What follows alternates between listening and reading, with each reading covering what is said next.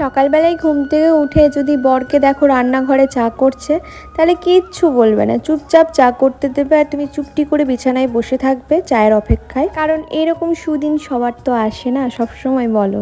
যদিও বা আমাকে করে দেয়, আমি মিথ্যা কথা একদম বলবো না, ঠাকুর না হলে আমাকে পাপ দেবে। এখানে 2 রকমের মাছ এনেছিল বাজার থেকে, আর আজকে যেহেতু অর্কর গরমের ছুটি পড়ে যাচ্ছে, তাই ভাবলাম একটু ফ্রিজে তরমুজ ছিল, সেই তরমুজটাকে একটুখানি জুস বানিয়ে দিই।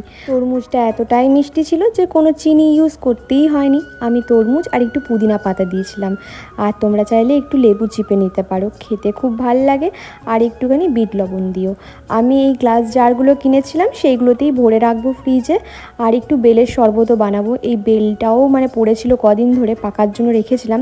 বেল পেকে গেলে খুব মিষ্টি লাগে, তো আমি বেলের শরবতটা তো চিনি মেশাইনি। অনেকে দুধ মেশায়, দই মেশায়, কিন্তু আমি সিম্পলি বানাই। তবে একদিন ওই দই আর দুধ মিশিয়ে দেখব। তো এই সব বানিয়ে টানিয়ে ফ্রিজে রাখলাম। তা করতে করতে ছেলে এলো। ছেলের মুখের রিয়াকশন দেখে আমি একটা শান্তির নিঃশ্বাস ফেললাম।